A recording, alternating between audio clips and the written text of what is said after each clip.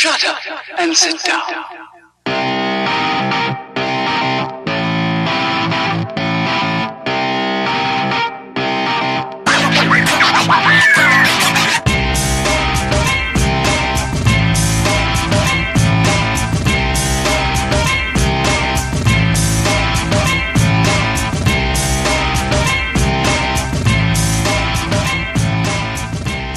Hey guys, this is Mike.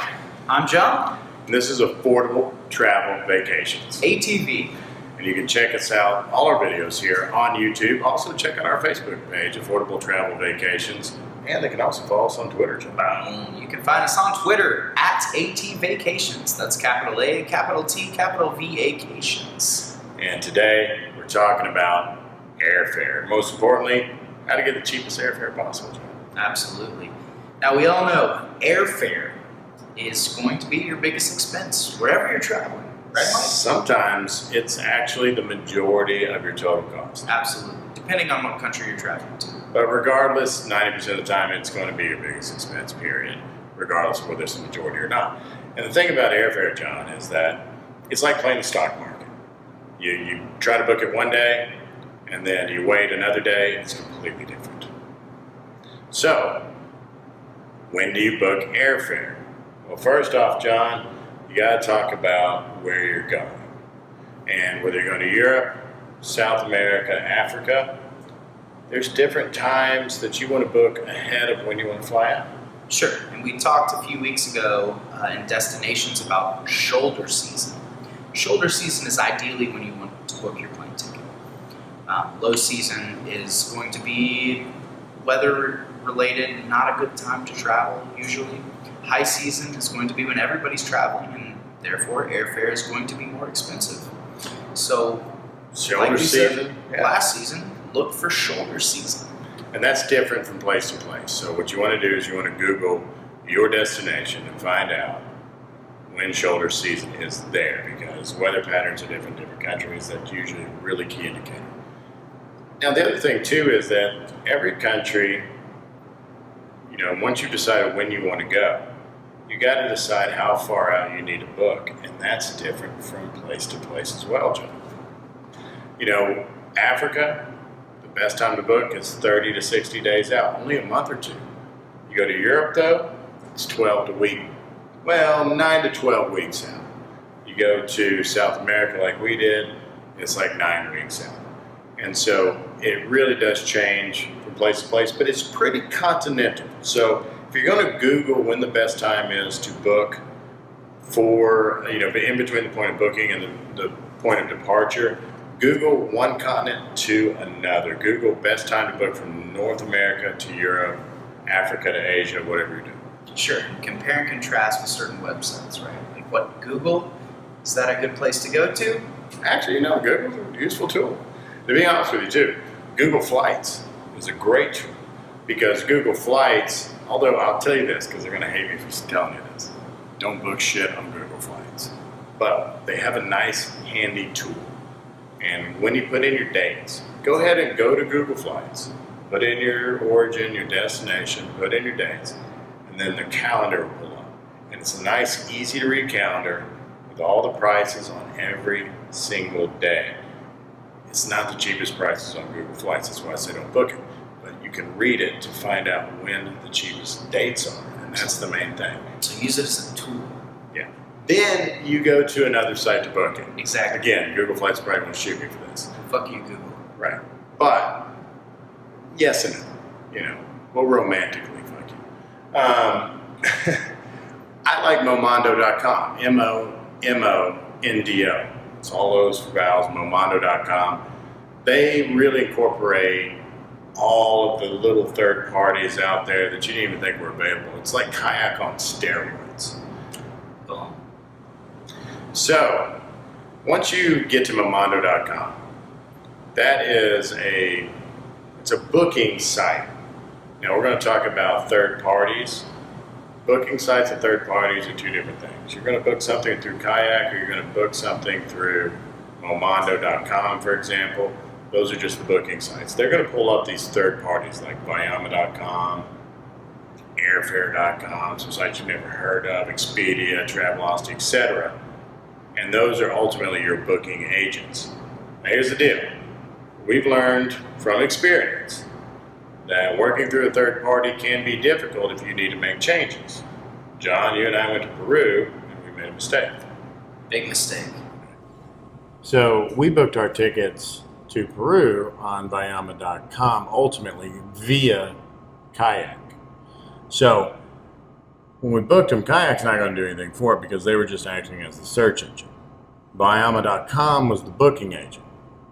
But Bayama.com obviously booked it through the airlines. Here's the problem. It's very confusing. The airlines are only going to assist you, so to speak, in any changes that you need to make if you book directly through them. If you didn't, and in this case through Bayama, then you have to go through Bayama. But then Bayama has to go through them. Basically, it's too many middlemen. Sure. So guys, just check your work. Make sure you spell everything correctly.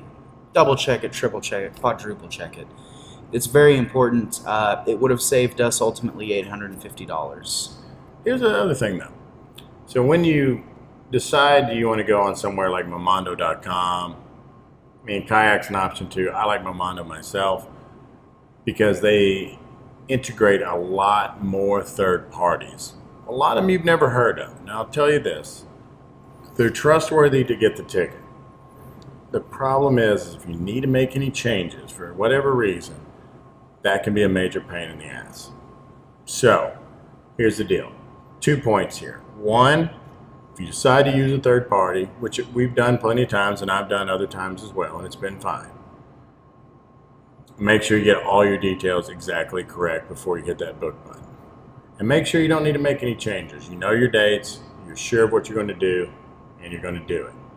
Now, the other aspect of that is that whenever you do these things, whenever you book these things through Momondo, Kayak, or any other, booking service, it does show you what airline to use 9 out of 10 times. To be honest with you, there's many times that I have looked at it on, say, a site like Momondo, then I've checked it on that airline site directly. And maybe it's only 20, 30, 40, 50 bucks more. And in the grand scheme of things, depending on where you go, that may be worth it to cut out one of your middlemen. But at the same time, if it's going to save you a couple $100 to book it through I've never heard of this site.com, right, go ahead and do it. Just make sure you don't have to make any changes. Sure. And guys, also when you're booking, if you're going to take a vacation internationally, you're probably going to have a layover in a foreign country. Now, you don't really want to have a layover of 30 minutes, say, in a foreign country because you got to go through customs. It's going to take a little bit longer than, say, flying from here to Dallas, Fort Worth, out to California. It's going to be a process, so give yourself some time in that layover. Give yourself at least an hour to an hour and a half, and look at the airport even. I mean, see how big it is and how far you're going to have to be going on foot. That's an excellent point. That's very, very important. And also, if you're going to be in an airport for, say, 12 hours, 10 hours, 8 hours, whatever it may be. So for giving an example, I flew to Berlin. Last time I went to Germany, I flew to Berlin out of Axonay, Fayetteville, Arkansas. So I had a number of connections, don't get me wrong. But I had about a 7-hour connection in Oslo, Norway going in. Now, I looked it up, and there's a speed train from the airport, which is not downtown by any stretch of the imagination in Oslo, but there's a train that takes you immediately from the airport. And I mean, I'm talking about when you get out of the gate and you're in the airport, take like one stairwell down, boom, there's the train. Wow. And for, $10, it takes you directly to the center of downtown. Only takes about 20 minutes. So here's the deal. I mean, I know people tell you, you got to get to the airport so much time ahead of, your flight destination. Here's the deal. You want to give yourself 30 minutes before your flight, they'll start loading you. You want to give yourself about 30 minutes to get through security. In all honesty, that's about it. I mean, I would give myself about an hour and a half if I'm going to go to an airport other than, say, JFK or Heathrow in London, which are just huge. I would huge. I'd give yourself about an hour and a half. 2 hours if you're going in a bigger airport. You know, IAD in Washington, D.C. Always play it safe. Yeah. But Oslo's not that big of an airport. That can be a double-edged sword. On one hand, there wasn't that many people through customs in Oslo, so it actually took a little while to get through customs in Oslo compared to other places. Whereas if you go to a bigger airport, they may have more options. Kind of a little bit of a roll of the dice. But I had a 7-hour layover in Oslo. By the time I got off the airplane, got through customs, and got to downtown Oslo, in all honesty, it was only about an hour later.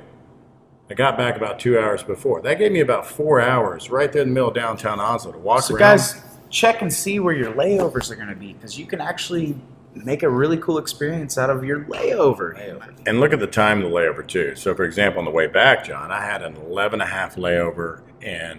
hour layover in Copenhagen. Now, if that started at 8 p.m., it's not that great. It started at 8 a.m. I had it all day long. I rented a bike and saw all the main attractions in Copenhagen. Had a great time. Had terrible food because Scandinavians don't eat at all well. Like pickled fish and bullshit like that. Seriously. Sounds good to me. Yeah, well, you're a weirdo. But regardless, I got to see the Little Mermaid, and it's pretty little.